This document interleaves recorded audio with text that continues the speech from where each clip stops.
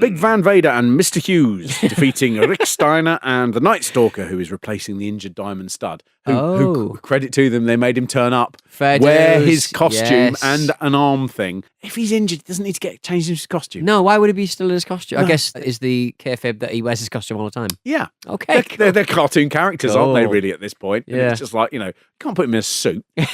People will think he's like a human being who deserves like wages. Respect and healthcare. Yeah, keep him in his thing so people can spit at him. Johnny B. Bad is here warming up in the intro to this one. It's a bit like, so you're warming up knowing that next match you might be called. Yeah. I suppose there's only 2 matches left. There's a possibility it's all real, Pete. I have no idea. Oh no, you've got too close to it. When you're this close, you're enchanted Pete, you by it now. Everything that everyone tells you, it could be a lie, Pete.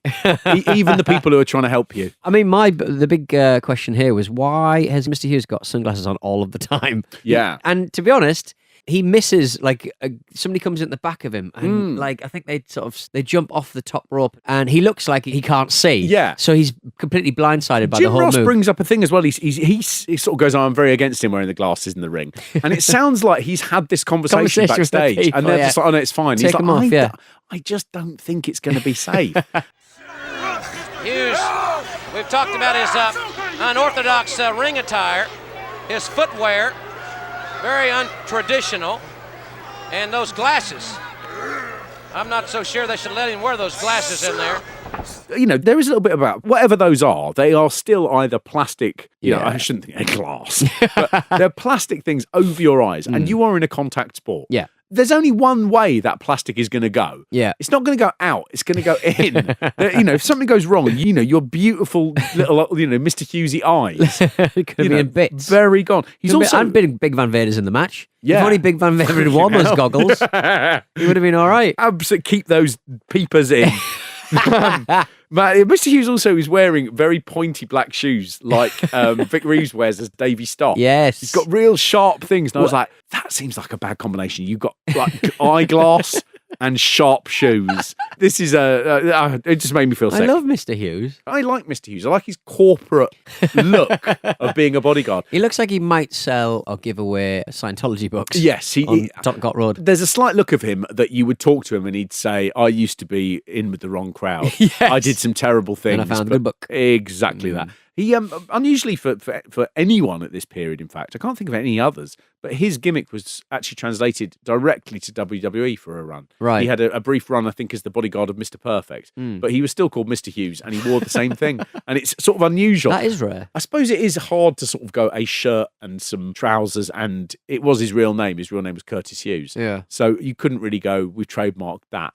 You've trademarked Mr. Hughes. That'd be right. But then, Mr. Kennedy, I suppose, he had to become Mr. Anderson when he left. Anderson being his real name, so people couldn't mess about with it. Right. I suppose. He keeps that. Yes. Rick Steiner versus Vader is great. Yeah. The two of them are intense. What they call a hoss fight. Two great big hosses colliding. And there's some lovely bits where Rick is just smiling before the match starts, just going, I'm going to enjoy this. Yeah. This is going to be proper knockout, knockabout, tough housing. Boys. It's time for the big boys. It really is. There's a bit where he tries to do a suplex on Vader over the top rope and he succeeds in not doing it at all well. And it makes Vader look like a big fat slug and it makes Rick Steiner look weak. And I was really like, wow, amazing in one move you can make everyone look bad. It's suddenly just like, isn't Vader fat and heavy? A real shame. And Night Stalker, fucking hell. So we've done Night Stalker on WrestleMania, where he had a match against Sid Vicious, which is regarded as one of the worst matches of all time. Well, that is in the past. Yeah, he's moved on. He's moved on. And Jesus Upwards Christ. and onwards. Again, hard to imagine how you could actually do worse in a match. So he does a really shitty top rope clothesline. It doesn't connect. Vader goes to clothesline him and he sort of turns the wrong way so that he gets hit on the wrong side, doesn't go down neatly. He then takes one clothesline normally. Having to sort of go, well done on taking a clothesline. A clothesline doesn't seem that hard. No. When he's on the floor, he's sitting up and Vader goes back to do his big splash. And Vader gets up to him to do the splash and he hasn't laid down. He's still sitting up. And you see Vader just go, I'm just going to do it anyway. Yeah. And so he just jumps onto him while he's sitting up. It looks bad. It looks painful.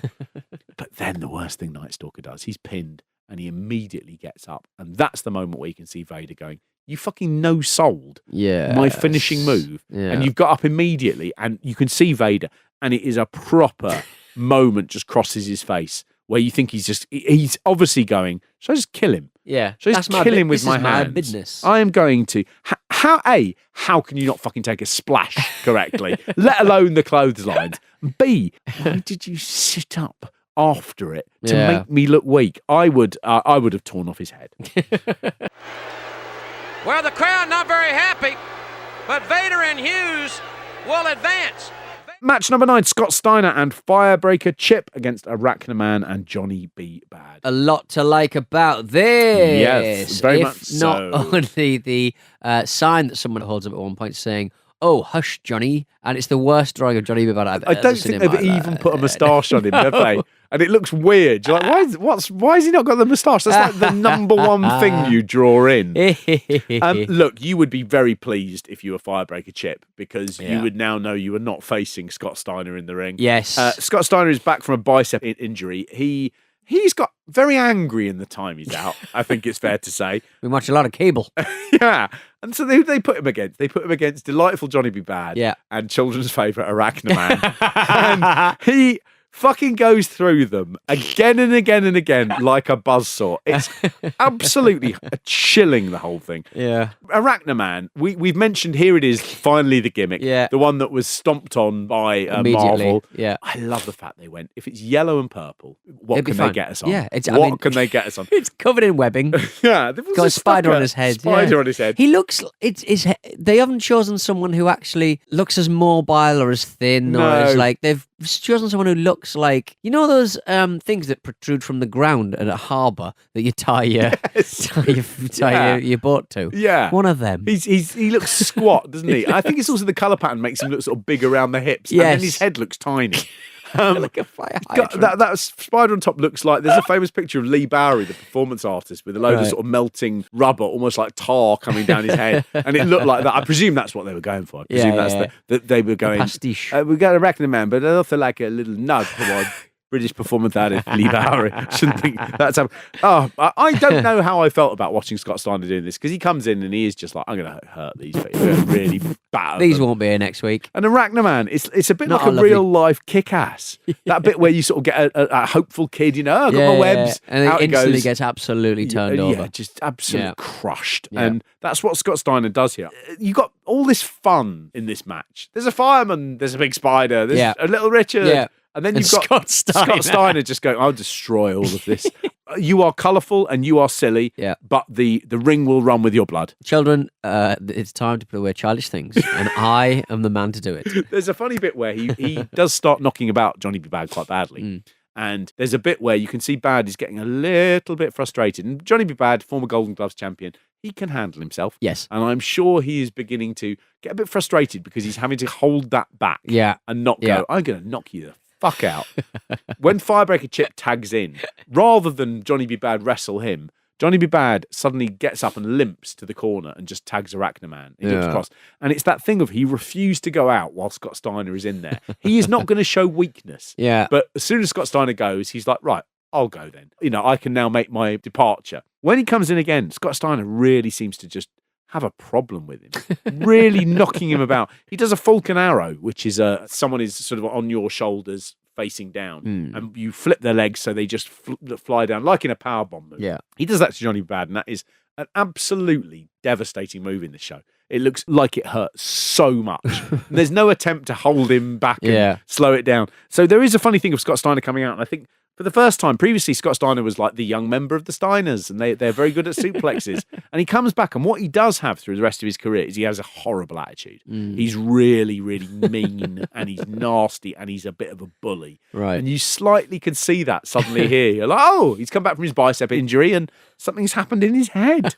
It's man, Arachnaman comes off the top rope at the end, and Scott Steiner just catches him. He doesn't even budge. He's just like, boom, like, just frightening. And he does a belly to belly. He is very strong and surly in this. Yeah. And watching it, I was a bit like, I think I've seen something frightening. Something a bit nightmarish.